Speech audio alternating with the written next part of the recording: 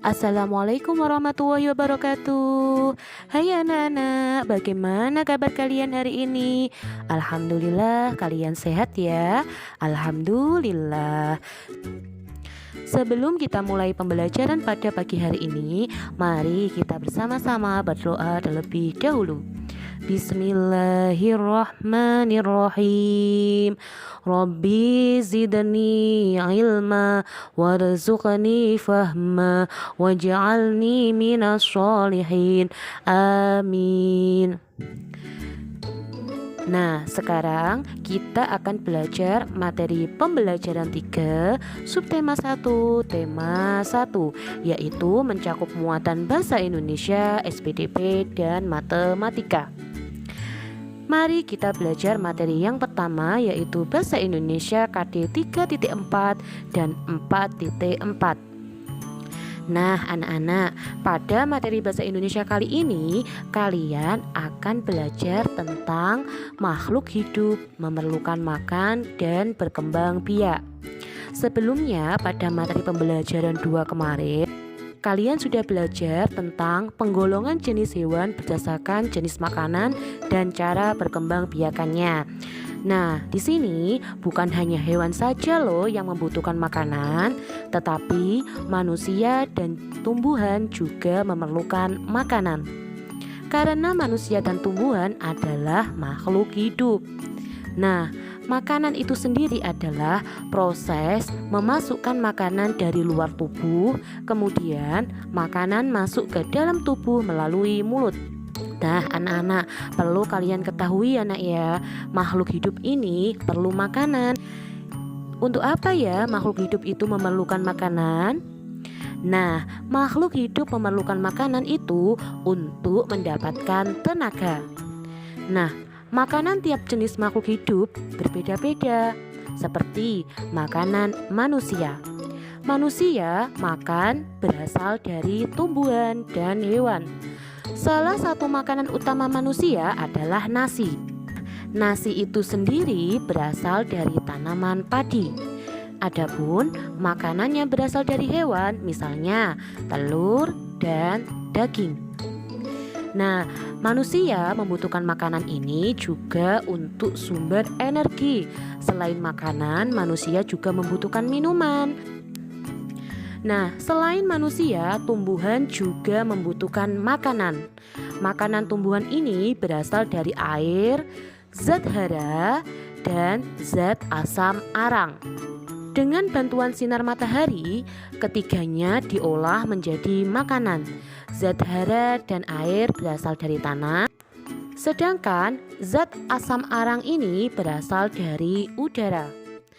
Pengolahan makanan dilakukan dari daun. Jadi, tumbuhan membuat makanan itu sendiri dengan bantuan sinar matahari. Nah anak-anak, seperti pada pembelajaran 2 kemarin, bahwasanya jenis makanan hewan sangat beragam. Ada hewan yang hanya makan tumbuhan saja. Ayo, golongan hewan apa ya hewan yang memakan tumbuhan? Iya, betul sekali. Hewan pemakan tumbuhan termasuk golongan hewan herbivora. Contohnya seperti sapi, kambing, dan kerbau. Ketiganya memakan daun-daunan dan rumput. Selain itu, ada hewan yang hanya makan daging. Kemarin, apa ya kelompok hewan yang pemakan daging? Iya, betul sekali. Hewan pemakan daging itu adalah kelompok hewan karnivora. Contohnya seperti ular dan ikan hiu. Ular memakan burung dan tikus, sedangkan ikan hiu memakan ikan-ikan kecil. Nah, ada pula hewan yang makan tumbuhan sekaligus makan hewan. Nah, hewan pemakan tumbuhan sekaligus makan hewan ini termasuk kelompok hewan apa ya? Iya, betul sekali. Hewan ini termasuk kelompok hewan omnivora. Contohnya seperti ayam. Ayam memakan ulat. Selain memakan ulat, ayam juga makan padi. Nah, selain makan, ciri-ciri makhluk hidup yang lainnya adalah apa ya? Iya, betul sekali.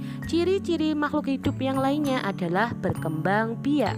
Tuhan memberikan makhluk hidup kemampuannya untuk berkembang biak. Tujuannya apa ya makhluk hidup itu berkembang biak? Ya, betul sekali. Agar makhluk hidup tersebut dapat mempertahankan keturunannya. Jika makhluk hidup itu tidak berkembang biak, maka makhluk hidup tersebut akan punah. Nah, selain itu, manusia juga butuh berkembang biak dengan cara bagaimana ya? Iya, betul sekali. Manusia berkembang biak dengan cara melahirkan. Nah, seperti contoh pada pembelajaran 2 kemarin, bahwasanya pengelompokan hewan berdasarkan cara perkembangbiakannya ada 3, yaitu ovipar, vivipar, selanjutnya ada ovovivipar. Masih ingat kan ya anak ya? Kalau ovipar, kelompok hewan yang berkembang biak dengan cara bertelur. Sedangkan vivipar adalah pengelompokan hewan yang berkembang biak dengan cara melahirkan. Selanjutnya ada ovovivipar. Ovovivipar adalah pengelompokan hewan yang berkembang biak dengan cara bertelur dan melahirkan. Selanjutnya adalah tumbuhan. Tumbuhan berkembang biak dengan beberapa cara. Misalnya dengan cara biji, tunas, umbi, dan akar tinggal. Nah, tumbuhan apa saja ya yang berkembang biak dengan cara biji? Iya, betul sekali. Tumbuhan yang berkembang biak dengan cara biji adalah pohon mangga. Pohon mangga berkembang biak dengan bijinya. Nah, sekarang tumbuhan apa ya yang berkembang biak dengan cara tunas? Iya, betul sekali. Pohon pisang. Pohon pisang berkembang biak dengan cara bertunas. Selanjutnya, tumbuhan apa ya yang berkembang biak dengan cara umbi-umbian? Iya, betul sekali. Tumbuhan yang berkembang biak dengan cara umbi adalah jahe, kunyit, dan lengkuas. Ada juga tumbuhan yang berkembang biak dengan cara akar tinggal. Tumbuhan apa ya yang berkembang biak dengan akar tinggal? Iya, betul sekali. Tumbuhan yang berkembang biak dengan akar tinggal adalah rumput.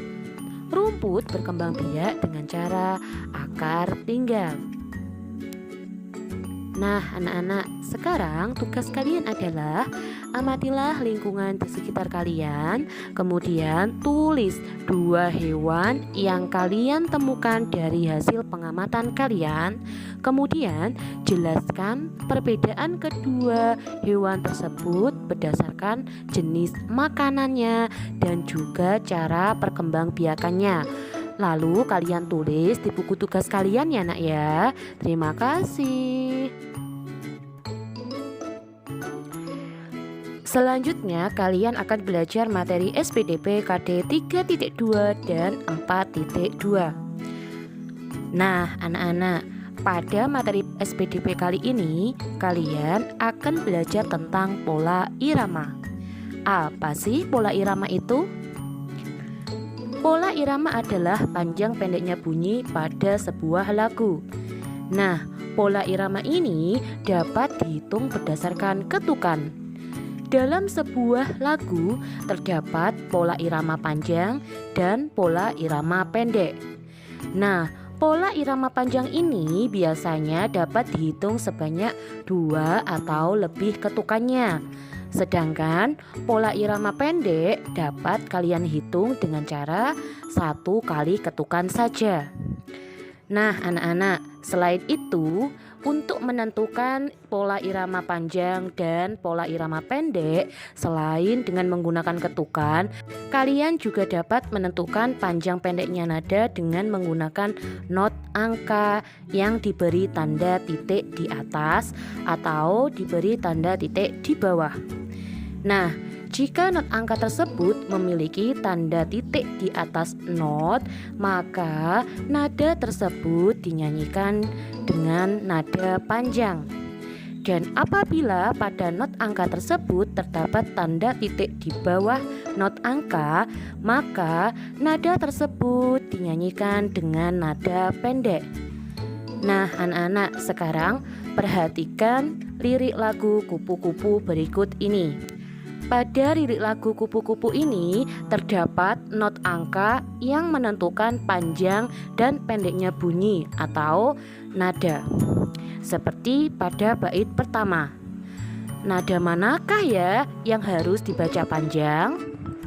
Iya, betul sekali, yaitu nada ku, pu,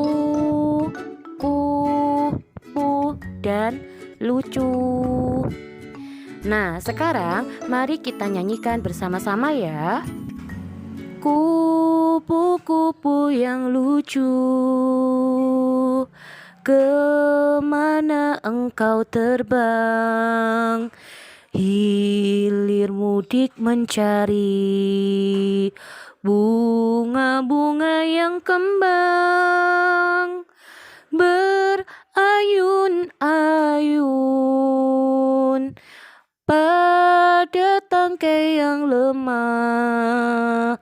Tidakkah sayapmu merasa lelah? Ayo kita bernyanyi bersama-sama. Kita ulangi ya nak ya. Oke, 1, 2, 3. Kupu-kupu yang lucu, kemana engkau terbang? Hilir mudik mencari bunga-bunga yang kembang, berayun-ayun pada tangkai yang lemah. Tidakkah sayapmu merasa lelah? Nah, bagaimana? Mudah kan untuk menentukan mana nada yang harus kalian nyanyikan dengan nada panjang atau nada mana yang harus kalian nyanyikan dengan nada pendek. Nah, sekarang tugas kalian adalah berilah tanda garis horizontal pada lagu Kupu-Kupu yang memiliki nada panjang dan berilah tanda lingkaran pada lagu Kupu-Kupu yang memiliki nada pendek. Terima kasih. Selanjutnya, kita akan belajar materi matematika KD 3.1 dan 4.1. Pada materi matematika kali ini, kalian akan belajar tentang nilai tempat bilangan. Apa sih nilai tempat bilangan itu? Nilai tempat bilangan adalah nilai dari suatu tempat bilangan tertentu. Biasanya nilai tempat bilangan ini dimulai dari belakang, yaitu kita mulai dari satuan, puluhan, ratusan, ribuan, puluhan ribuan, dan seterusnya. Contohnya seperti berikut ini. Angka 8532 jika dibaca menjadi 8532, yang mana angka 2 menempati nilai tempat satuan, angka 3 menempati nilai tempat puluhan, angka 5 menempati nilai tempat ratusan, dan angka 8 menempati nilai tempat ribuan. Jadi, lambang 8532 dibaca 8532. Selanjutnya, contoh yang kedua. Bilangan 38765 jika dibaca 38.765. Dengan artian angka 5 menempati nilai tempat satuan, angka 6 menempati nilai tempat puluhan, angka 7 menempati nilai tempat ratusan, angka 8 menempati nilai tempat ribuan, dan angka 3 menempati nilai tempat puluhan ribuan. Jadi angka 3, 8, 7, 6, 5 dibaca 38.765. Nah, bagaimana anak-anak? Mudah kan cara menentukan nilai tempat bilangan? Sekarang tugas kalian adalah tentukan nilai tempat bilangan pada bilangan berikut ini. Kemudian kalian tulis di buku tugas kalian ya nak ya. Terima kasih. Alhamdulillah materi pembelajaran 3 subtema 1 tema 1 sudah selesai. Semoga ilmunya bermanfaat. Amin. Sampai jumpa lagi di pembelajaran berikutnya. Wassalamualaikum warahmatullahi wabarakatuh.